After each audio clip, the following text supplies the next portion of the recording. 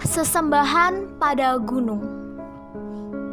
Di bawah gunung dengan ratusan, bahkan ribuan pepohonan yang rimbun, tinggallah seorang lelaki tua di sebuah desa yang asri dan sejuk.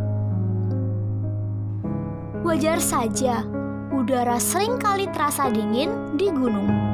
Lelaki tua itu selalu percaya pada tahayul dan hal-hal irasional lainnya. Ia sangat yakin pada hal-hal gaib yang ia wariskan. Penduduk tidak merasa terganggu dan memaklumi lelaki itu.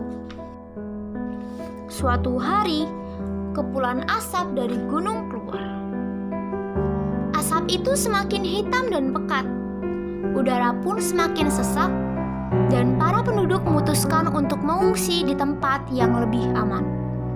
Namun lain halnya dengan lelaki tua itu, ia malah mengambil makanan dari rumahnya dan pergi ke gunung. "Hei, apa yang kau lakukan?" kata seorang penduduk.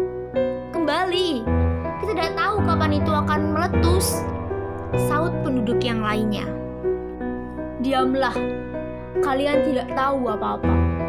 Lelaki itu pergi dan mengabaikan teguran dari para penduduk. Lelaki itu terus masuk ke gunung, namun langkah kakinya terasa semakin berat. Napasnya terengah-engah dan penglihatannya pun semakin kabur. Kurangnya oksigen menyebabkan dadanya sesak. Namun lelaki itu tidak kembali dan terus berjalan.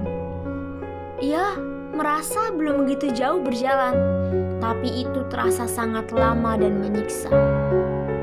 Ia berhenti, duduk, dan bermaksud beristirahat sebentar. Dalam keletihannya, ia mulai merapalkan doa-doa yang membuatnya menghirup lebih banyak abu vulkanik. Sampai suatu ketika, ia merasa lemas dan akhirnya terjatuh ke tanah. Mungkin ini akhirnya, batinnya.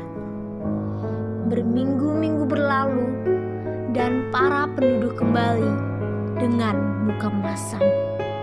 Rumah dan barang-barang mereka hancur. Mereka tidak menemukan satupun kehidupan di sana. Dari cerita ini, kita dapat belajar bahwa baik bagi kita untuk mempercayai suatu hal.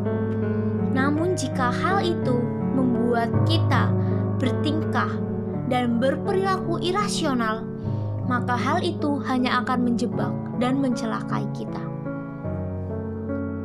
Terima kasih telah menyaksikan, dan maaf jika terdapat kesalahan kata maupun pihak-pihak yang tersinggung, karena konten ini tidak bermaksud menyinggung siapapun. Terima kasih dan sampai jumpa.